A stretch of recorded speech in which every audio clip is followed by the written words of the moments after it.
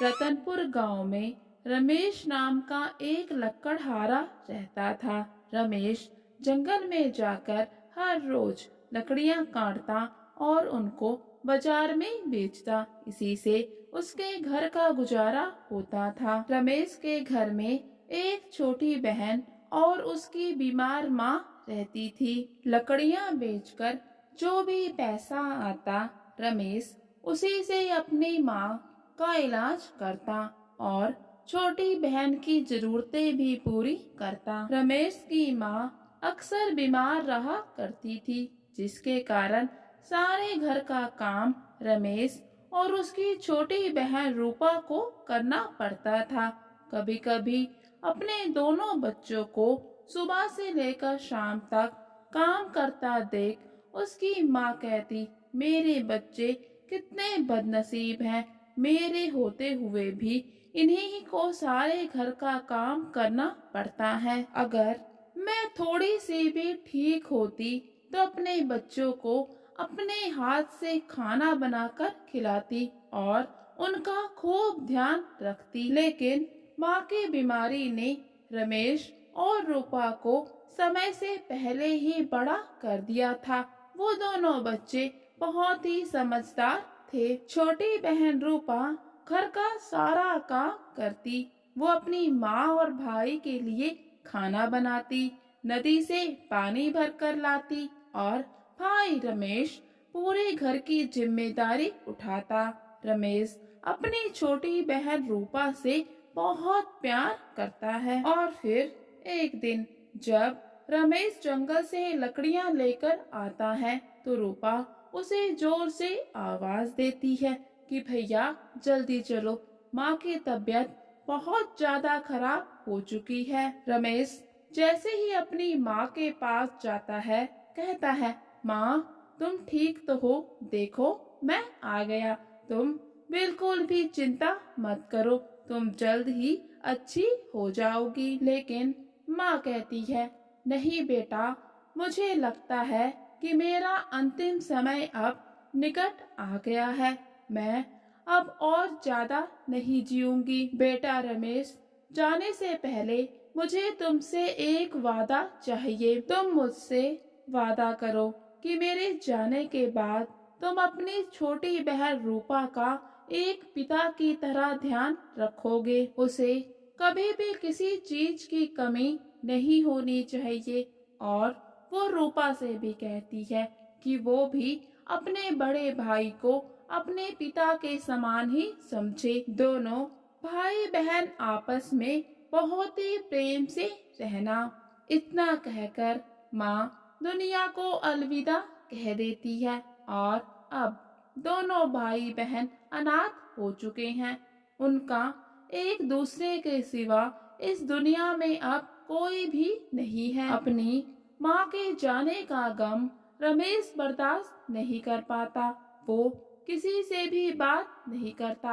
हर समय अकेले में चुपचाप बैठकर अपनी माँ को याद करता रहता। वो जंगल भी नहीं जाता। ये सब देखकर रूपा अपने भाई रमेश से कहती है, भैया ऐसा कब तक चलेगा? तुम कब तक यूं ही माँ को याद करके परेशान होते रहोगे? मेरा तुम्हारे सिवा कोई भी नहीं। अगर तुम ऐसे ही रहे तो फिर अगर तुम्हें कुछ हो गया तो मेरा क्या होगा? मैं फिर किसके सहारे जीऊंगी? भैया, जीवन में आगे बढ़ना ही जीवन और प्रकृति का नियम है। हमें अब माँ को भुलाकर जीवन में आगे बढ़ना चाहिए। वैसे भी माँ की यादें और प्यार आशीर्वाद बनकर हमेशा ही हमारे साथ रहेगा। रूपा रमेश से कहती है, भैया आप जंगल में लकड़ियाँ काटने जाइए, इससे आपकी दिनचर्या कुछ बदलेगी तो आपको अच्छा लगेगा। धीरे धीरे अपने रोज के काम में अपने आप को व्यस्त रखिए तो जीवन पहले के जैसा हो जाएगा। तो फिर रमेश रूपा की बात मान लेता है और जंगल में लकड़ियां लेने के लिए चला जाता है। और फिर ऐसे ही करते करते दोनों भाई बहन के दिन गुजरने लगे। धीरे धीरे दोनों का ही जीवन सामान्य हो गया। और फिर एक दिन रमेश जंगल से लकड़ियां लेकर आता है, तो आते ही बिना हाथ मुंह धोए चारपाई पर लेट जाता है और रूपा से कहता है, रूपा आज तो मैं बहुत ज्यादा थक गया हूँ। तो फिर रूपा मुस्कुराते हुए कहती है, भैया आपको अब शादी कर लेनी चाहिए। अगर आप शादी कर लेंगे तो भाभी आएगी, वो आपका पूरा पूरा ध्यान रखेगी। ये सुनकर रमेश रूपा से कहता है, अरे रूपा तुम ये कैसी बात करती हो। तो रूपा कहती है, भैया मैं बिल्कुल ठीक बोल रही हूँ। अगर आज भाभी होती तो अभी आपके पाँव दबाती, आपके लिए कुछ अच्छा खाने को बनाती और मेरा भी कितना ध्यान रखती। ये सब सुनकर रमेश कहता है, रूपा बात तो तुम्हारी सही है, लेकिन हम ठहरे गरीब और मुझ गरीब को कौन अपनी लड़की देगा। तुम तो बस ऐसे ही दिन में सपने देख रही हो, सपने देखना छोड़ दो। भाई की बात सुनकर रूपा कहती है, अरे भैया ये क्या बात हुई, क्या गरीबों की शादी नहीं होती, क्या गरीबों के घर नहीं बसते, ऐसा नहीं होता। तो फिर रमेश कहता है, ठीक है मेरी बहना, मैं शादी कर लूंगा, लेकिन तुमको भी शादी करनी होगी। बस मेरी यही जिद है, अगर तुम शादी के लिए हाँ करोगी तभी मैं भी अपनी शादी करूंगा। तो रूपा कहती है, ठीक है भैया मैं शादी करूंगी। तो फिर रमेश भी कहता है, ठीक है तो मैं भी तुम्हारे लिए भाभी लेकर आऊंगा। बस जैसे ही कोई अच्छी लड़की मिलेगी तो मैं शादी कर लूंगा। और फिर अगले ही दिन जब रमेश जंगल में लकड़ी काटने जाता है तो वहाँ पर किसी के रोने की आवाज सुनता है। फिर रमेश रोने वाली आवाज का पीछा करता है तो देखता है कि वहाँ पर एक बहुत ही खूबसूरत सी लड़की नदी किनारे बैठकर रो रही है। फिर रमेश उस लड़की के पास जाता है और पूछता है, युवती तुम क्यों रो रही हो और इतने घने जंगल में तुम अकेले यहाँ पर क्या कर रही हो। तो फिर वो और जोर जोर से रोना शुरू कर देती है। तो फिर रमेश उससे कहता है, देखो तुम रो मत, तुम्हारे साथ जो कुछ भी हुआ मुझे विस्तार से बताओ, हो सकता है मैं तुम्हारी कोई मदद कर दूं। तो फिर वो बताती है कि उसका नाम माला है। इस जंगल ने और इस नदी ने उसका सब कुछ छीन लिया। इस जंगल को पार करते समय उसका भाई इस नदी में गिर गया, जिसको बचाने के चक्कर में उसके माता पिता भी इस नदी में बह जाते हैं और अब वो इस दुनिया में बिल्कुल अकेली है। उसका कोई भी नहीं है। अब वो कहाँ जाए, उसका कोई भी ठिकाना नहीं है, इसलिए वो बस रोए जा रही है। रमेश को उसकी कहानी सुनकर बहुत ही दुख होता है। तो फिर रमेश सोचता है, ये लड़की अकेली है, इसका इस दुनिया में कोई भी नहीं और सुंदर भी है, क्यों ना मैं इसी के सामने शादी का प्रस्ताव रख दूं। तो फिर रमेश झिझकते झिझकते माला से कहता है, माला अगर तुम चाहो तो मेरे साथ मेरे घर में रह सकती हो, तुम मेरे साथ चलो। तो इस पर माला कहती है, क्या तुम्हारे साथ तुम्हारे घर चलो, लेकिन लोग क्या कहेंगे, एक जवान लड़की एक जवान लड़के के घर में कैसे रह सकती है। फिर रमेश ने माला से कहा, फिर तुम मुझसे शादी कर लो और मेरे घर में मेरे घर की मालकिन बनकर रहो। कुछ समय सोचने के बाद रूपा रमेश से शादी के लिए हाँ कर देती है और फिर रमेश रूपा को लेकर घर आ जाता है। रमेश और माला को एक साथ देखकर उसकी बहन रूपा पूछती है, भैया ये कौन है। तो रमेश रूपा को बताता है कि ये उसकी होने वाली भाभी है। तुमने कल ही कहा था ना कि भैया मेरे लिए भाभी ला दो, तो लो आज मैं तुम्हारे लिए भाभी ले आया। और फिर कुछ ही दिनों में बहुत ही साधारण रीति रिवाज के साथ रमेश और माला की शादी हो जाती है। और फिर जो भी माला को देखता तो रमेश के भाग्य की सराहना करता कि इसको कितनी सुंदर और सुशील लड़की मिली है। रमेश के जीवन में अब खुशियाँ आने लगी थी। वो अपने छोटे से परिवार में बहुत खुश था। वो सोचा करता कि कितना प्यार है दोनों भाभी और ननद के बीच। बस भगवान इस प्यार को हमेशा यूं ही बनाए रखे। लेकिन नियति को शायद कुछ और ही मंजूर था। रमेश की जीवन की खुशियाँ शायद कुछ ही दिनों की मेहमान थी। फिर एक दिन माला रमेश से कहती है, सुनिए, रूपा अब जवान हो चुकी है, हमें उसकी शादी के बारे में सोचना चाहिए। तो इस पर रमेश कहता है, माला, रूपा मुझे जान से भी ज्यादा प्यारी है। मैं उसकी शादी तो करूँगा लेकिन उसकी विदाई नहीं करूँगा। मैं उसके लिए एक घर जवाई ढूंढूंगा और फिर इस तरह मेरी प्यारी बहन रूपा हमेशा मेरी आंखों के सामने ही रहेगी। ये सब सुनकर माला कहती है, अच्छा, बड़े ही विचित्र विचार है तुम्हारे। और अब माला के मन में रूपा के लिए खटास पैदा हो जाती है। वो सोचने लगती है, इस तरह से तो रूपा जीवन भर उसके ही छाती में मूंग दलने को बैठी रहेगी। वो नहीं चाहती कि शादी के बाद रूपा वहीं उसी घर में रहे। और फिर एक दिन जब रूपा पानी लेकर घर वापस आती है तो देखती है कि उसकी भाभी किसी औरत के साथ बातें कर रही है। तो फिर रूपा देखती है, अरे ये तो बिमला मौसी है जो घरों में आग लगाने के लिए पूरे गांव में जानी जाती है। ये भाभी के साथ क्या बातें कर रही है। तो फिर रूपा अपने भाभी और बिमला मौसी की बातें सुन लेती है। बिमला मौसी रूपा से पूछती हैं, और बहू, और बताओ तुम्हारे दिन कैसे गुजर रहे हैं। तो माला कहती है, बस मौसी, गुजर रहे हैं, सब कुछ अच्छा है। अगर सब कुछ अच्छा है तो तुम्हारा चेहरा यूं मुरझाया मुरझाया क्यों है। मुझे सच सच बताओ, तुम्हें कोई दुख परेशानी तो नहीं है। तो माला कहती है, क्या बताओ मौसी, सबसे बड़ा दुख तो रूपा का है। रूपा ने मेरे जीवन में जहर घोलकर रख दिया है। मेरे पति का सारा ध्यान अपनी प्यारी बहन के सुख में लगा रहता है। वो हर समय यही सोचते रहते हैं कि कैसे रूपल के जीवन में खुशियाँ आए और मेरे बारे में बिल्कुल भी नहीं सोचते। माला की बातें सुनकर बिमला मौसी कहती है, तो फिर रमेश से कहकर उसकी शादी करवा दो। वैसे भी उसकी उम्र अब शादी लायक हो चुकी है।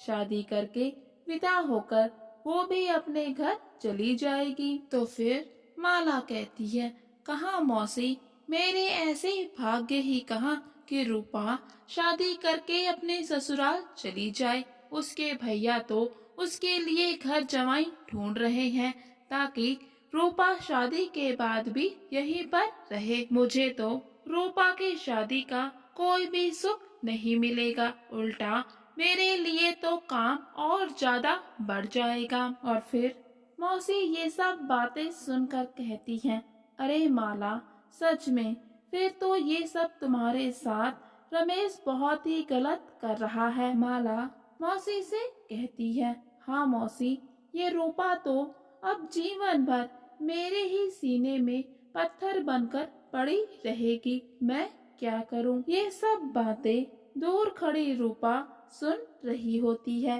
भाभी के मुख से अपने लिए इतने कटु वचन सुनकर रूपा का दिल भर आता है। रूपा अंदर ही अंदर बहुत रोती है। उसके मुख से आवाज भी नहीं निकल पाती और उसके हाथों से पानी का मटका नीचे गिर जाता है।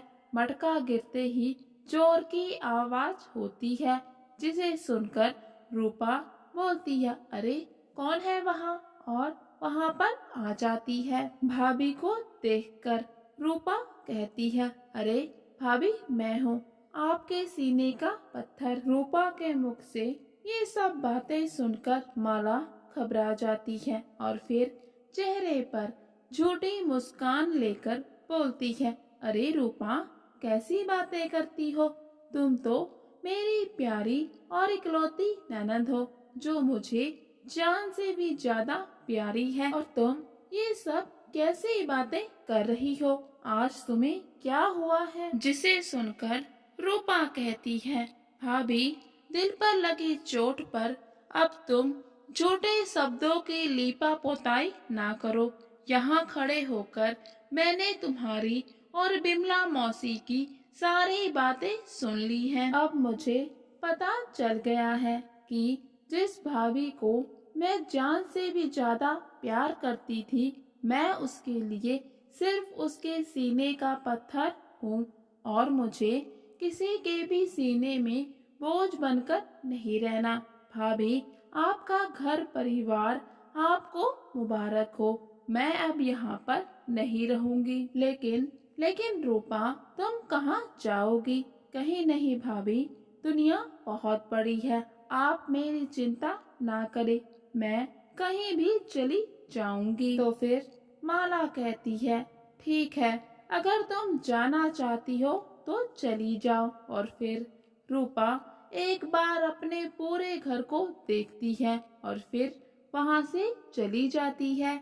ये सब होने के बाद बिमला मौसी कहती है, चलो ये तो बहुत ही अच्छा हुआ, तुम्हारे दिल की मुराद पूरी हो गई। उधर दूसरी तरफ रूपा बस चलते जा रही थी। चलते चलते वो बहुत दूर तक पहुंच जाती है। रूपा अंदर ही अंदर बहुत ही दुखी होती है और सोचती है कि इस दुनिया में कोई भी किसी का नहीं होता। और वहीं दूसरी तरफ रमेश घर आ जाता है। आते ही माला से रूपा के बारे में पूछता है कि रूपा कहाँ है, उसे कहीं भी नहीं दिखाई दे रही। तो माला कहती है, रूपा तो बस ऐसे ही पूरे गांव में घूमती रहती है, उसका घर के काम में मन नहीं लगता। माला के शब्दों की कड़वाहट रमेश समझ जाता है और फिर रमेश ने तीखे स्वर में माला से पूछा कि उसकी बहन रूपा कहाँ है, साफ साफ उसे बता दो। रमेश का ऐसा गुस्से का रूप देखकर माला डर जाती है और सारी की सारी बात सच सच उसे बता देती है। वो बता देती है कि रूपा घर छोड़कर चली गई है। ये सुनते ही रमेश में मानो दुखों का पहाड़ टूट पड़ता है। वो माला से कहता है, तुम्हारी वजह से मेरी बहन आज घर छोड़कर चली गई, तुमने उसे घर छोड़ने पर मजबूर कर दिया। तुम बहुत ही एहसान फरामोश हो। मैंने दुख की घड़ी में तुम्हें अपने घर में जगह दी, उसके बदले में तुमने क्या किया, मेरी ही बहन को घर से जाने पर मजबूर कर दिया। ऐसा करके ना तुमने सिर्फ मेरी बहन रूपा को तकलीफ दी है, बल्कि मेरी मरी हुई माँ को भी तकलीफ दी है।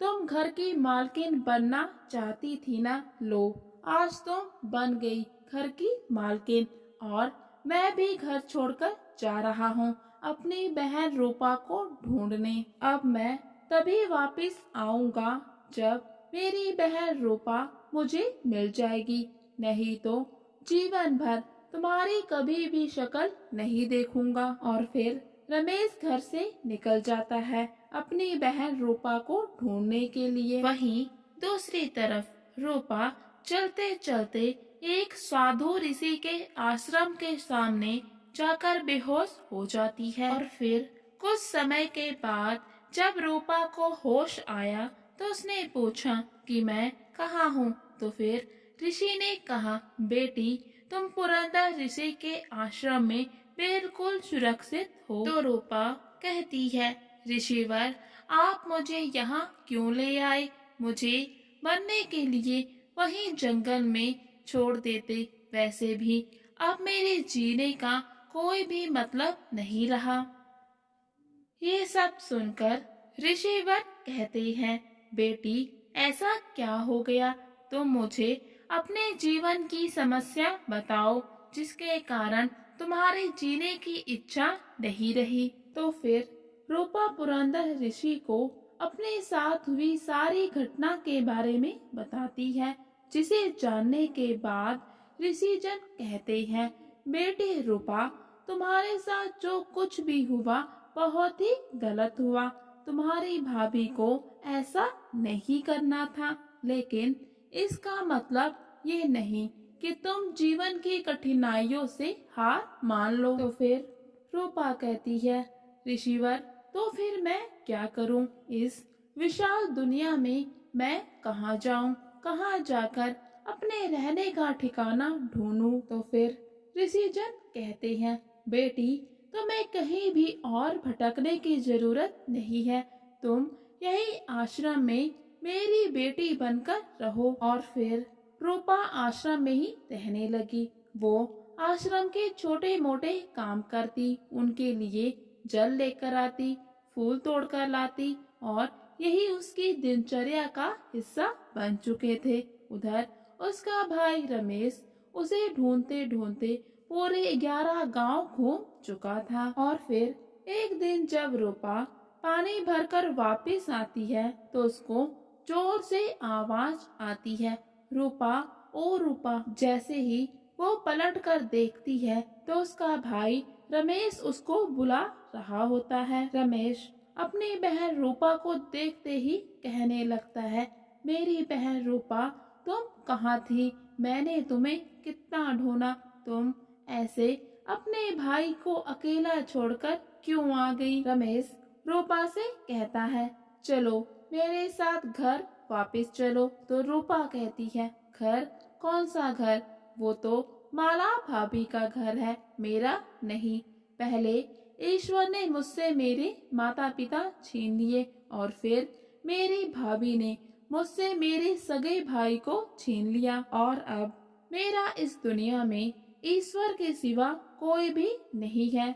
मैं तुम्हारे साथ घर नहीं आऊंगी। तो फिर रमेश रूपा से कहता है, तो फिर मैं भी घर वापस नहीं जाऊंगा, यहीं तुम्हारे साथ वन में ही रहूंगा। तो रूपा कहती है, भैया आपकी जैसी मर्जी, आप वैसा ही करिए। और फिर रूपा अपने भाई रमेश को लेकर पुरंदर ऋषि के पास आती है और बताती है कि ये मेरे भाई रमेश हैं। ऋषिवर चिरंजीव होने का आशीर्वाद देते हैं। भैया यही वन में मेरे साथ रहना चाहते हैं। ऋषिवर, अगर तुम्हारा भाई तुम्हारे साथ रहना चाहता है तो वो रह सकता है, मुझे इसमें कोई भी आपत्ति नहीं है। ऋषिवर रमेश को बताते हैं कि उसकी पत्नी माला गर्भवती है। आगे चलकर बहुत ही जल्द वो एक सुंदर से पुत्र को जन्म देगी।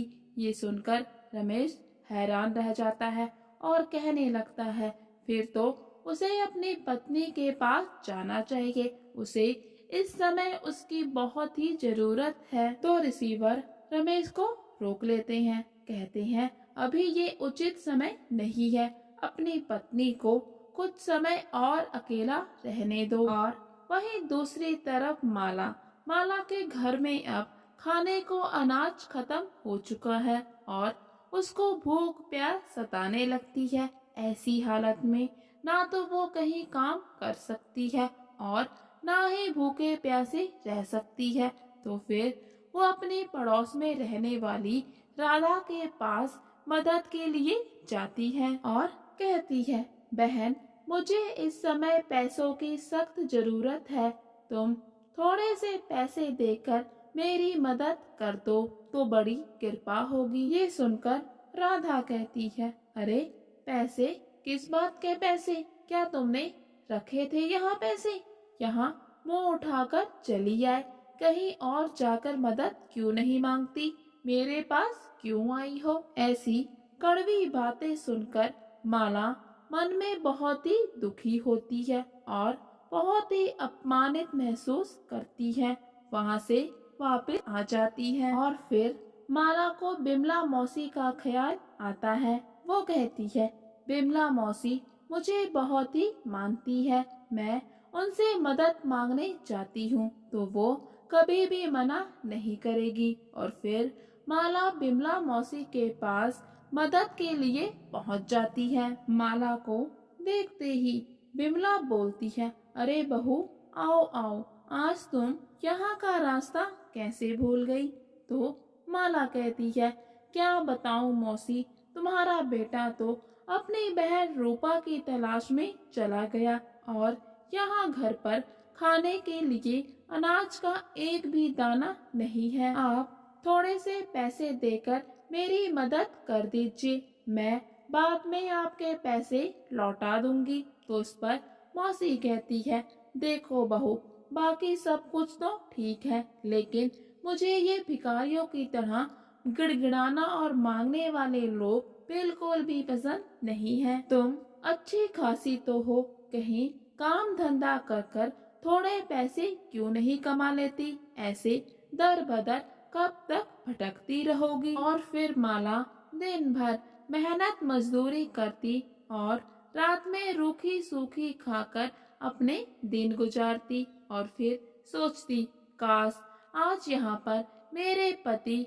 और मेरी ननद होते तो मुझे इतना कष्टों भरा जीवन नहीं जीना पड़ता। अब तक माला की अकल ठिकाने आ चुकी थी। उसको परिवार के होने का महत्व पता चल गया था। माला उस दिन को कोसती जब उसने रूपा को घर से जाने के लिए बोला था। दूसरी तरफ आश्रम में ऋषिवर रूपा के लिए एक जमींदार के लड़के का रिश्ता बताते हैं, क्योंकि रिश्ता ऋषिवर ने ढूंढा है, इसीलिए रमेश को कोई भी शंका नहीं होती और वो खुशी खुशी अपनी बहन रूपा की शादी जमींदार के बेटे के साथ कर देता है। और फिर रूपा और उसका पति ऋषि पुरंदर का आशीर्वाद लेते हैं, जिसके बाद ऋषि पुरंदर रमेश से कहते हैं कि बेटा रमेश, अब तुम तीनों अपनी पत्नी माला के पास वापस लौट जाओ। वो पश्चाताप की अग्नि में बहुत ज्यादा झुलस चुकी है, उसे अपने किए का बहुत ही पछतावा है। वहीं माला भी ईश्वर से प्रार्थना करती है, हे ईश्वर, मेरे गुनाहों को माफ कर दो और जल्दी से मेरे पति और मेरी ननद को मेरे पास भेज दो। तभी रमेश कमरे के अंदर आता है, जिसको देखते ही माला की आंखों में खुशी के आंसू आ जाते हैं। वो अपने पति से हाथ जोड़कर रोते गिड़गिड़ाते हुए माफी मांगती है। तो फिर रमेश कहता है, माला, तुम मेरे गुनहगार नहीं हो, तुम तो रूपा की गुनहगार हो। तुम्हारे कारण उसे जंगल में रहना पड़ा। जाओ और उसी से माफी मांगो। और फिर माला रूपा से हाथ जोड़कर कहती है, माला, मेरी छोटी बहन, अपनी माँ समान भाभी को माफ कर दो। मैं कभी भी तुम्हारी माँ या फिर भाभी नहीं बन पाई। मैंने तुम्हें बहुत ही कटु वचन बोले हैं, जिसका परिणाम मैं भुगत चुकी हूँ। अब तुम मुझे माफ कर दो। भाभी की बातें सुनकर रूपा कहती है, नहीं भाभी, आप मुझसे बड़ी हैं, मुझसे माफी मत मांगिए। जो कुछ भी हुआ वो सब वक्त का खेल था। शायद वक्त हमको अकेला करके हमें एक दूसरे की वैल्यू बताना चाहता था। और फिर रूपा अपने पति के साथ वहाँ से जाने लगती है कि माला कहती है, अरे रूपा, तुम कहाँ जा रही हो? ये घर तुम्हारा है और तुम यहाँ से कहीं भी नहीं जाओगी। मैं दिल से चाहती हूँ कि तुम यहीं पर रहो। नहीं भाभी, मेरी शादी हो चुकी है, अब मैं अपने ससुराल में ही रहूंगी। आप और भैया का जीवन मेरे करके बर्बाद नहीं होगा। अरे रूपा, तुम ये कैसी बातें करती हो? तुम और हमारा जीवन खराब करोगी? नहीं, ऐसा नहीं है। ना जाने उस समय मुझे क्या हो गया था। काल ने जैसे मानो मेरी बुद्धि हर ली हो, जो मैंने तुम्हें वो कटु वचन बोल दिए। बेटियां तो घर की लक्ष्मी होती है। तुम्हारे जाते ही इस घर से लक्ष्मी और खुशियाँ दोनों ही चली गईं। बहन रूपा, मान भी जाओ ना, अब अपनी भाभी को माफ भी कर दो। हम सब यहाँ पर साथ में बहुत ही प्यार और स्नेह के साथ रहेंगे। और फिर रूपा भी अपनी भाभी की बात मान लेती है और फिर सभी लोग साथ में मिलजुल कर प्यार से वहीं पर रहने लगते हैं।